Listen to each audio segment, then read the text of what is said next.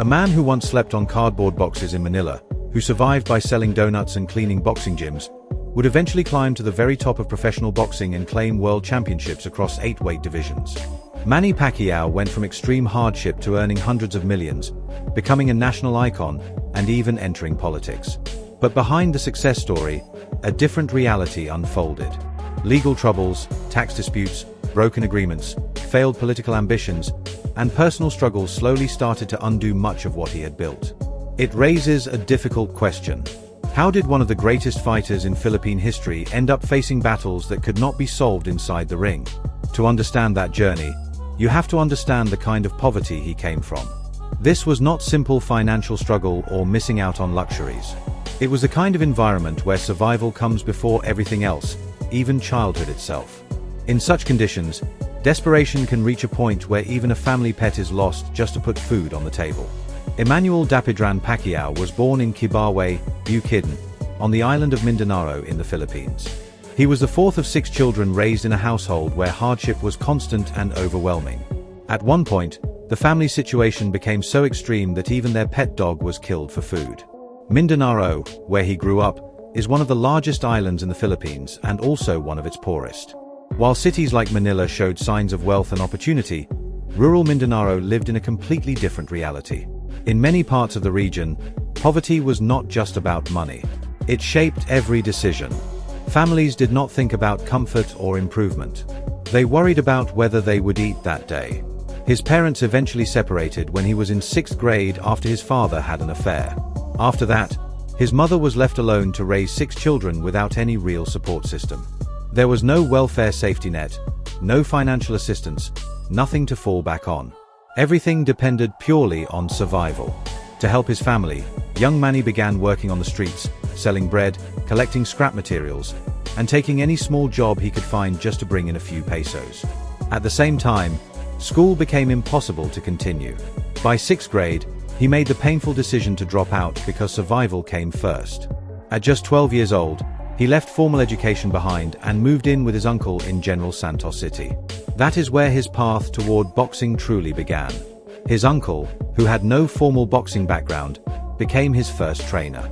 There were no proper facilities, no professional equipment, no scientific training methods, just a basic setup, worn-out gloves, and raw determination. Despite the limited resources, his talent started to show quickly. By the age of 15, he was already considered one of the most promising young boxers in the country, regularly fighting in local public venues in General Santos, slowly building the foundation of what would become an extraordinary career. In those early days, the fights in General Santos were not organized sporting events in the modern sense. They were raw, unregulated battles held in public parks where spectators placed bets on outcomes and fighters earned whatever small money the crowd decided to give. It was in this rough environment that Pacquiao began to shape the fighting identity he would later become known for. Non-stop pressure, lightning-fast combinations, and an unwillingness to retreat no matter how much punishment he had to take. But even those local fights could not contain his ambition. As a teenager, he made a daring decision to leave everything behind and secretly travel to Manila by stowing away on a ship. There was no support waiting for him. No guaranteed opportunity. Just a risky journey driven by belief and desperation. For a 14-year-old boy, Manila represented both hope and danger. The place where dreams either collapsed completely or somehow came true against all odds.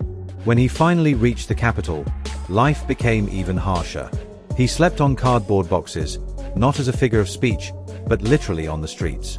Doorways and sidewalks became his only shelter. To survive, he sold donuts in the mornings, calling out to commuters and office workers for a few pesos at a time. He also cleaned boxing gyms, sweeping floors, and washing equipment just to earn the right to train inside them.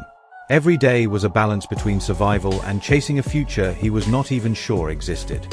At just 14, he was already working construction jobs, living without stability, and constantly forced to make impossible choices.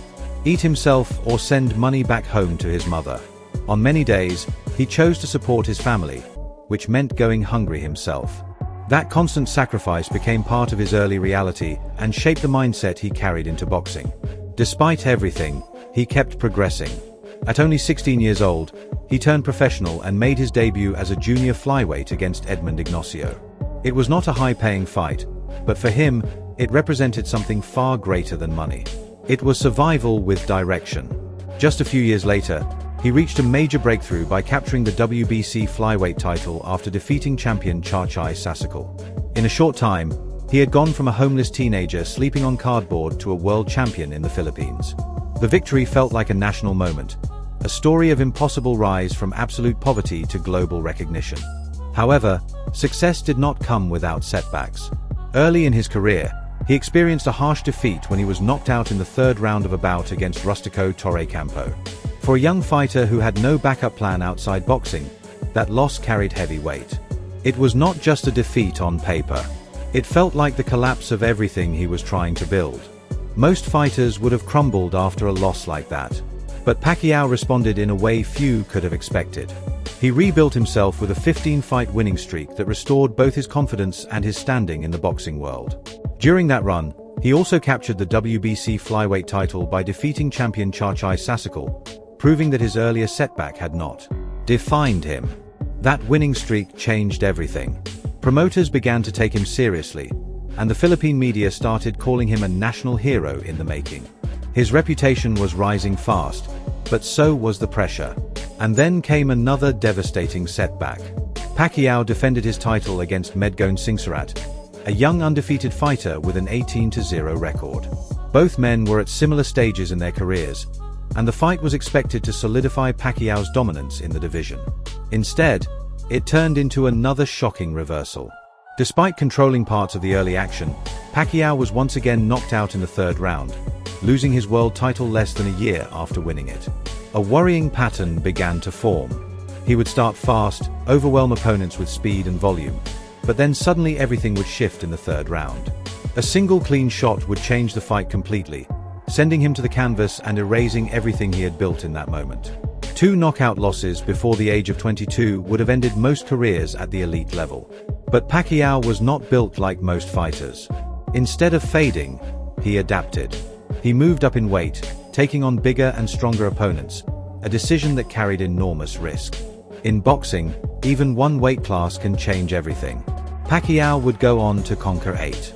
From that point forward, his career transformed into something historic. He kept winning, collecting titles across multiple divisions and rewriting what was considered possible in the sport. Over a 25-year professional career, he became an 8-division world champion, a lineal champion in 5 different weight classes, and the only fighter in history to win world titles across 4 separate decades. His pay-per-view bouts generated over $1 billion in revenue, a staggering figure considering where he started. From a boy who once had to choose between eating or sending money home, the scale of his transformation was almost unimaginable.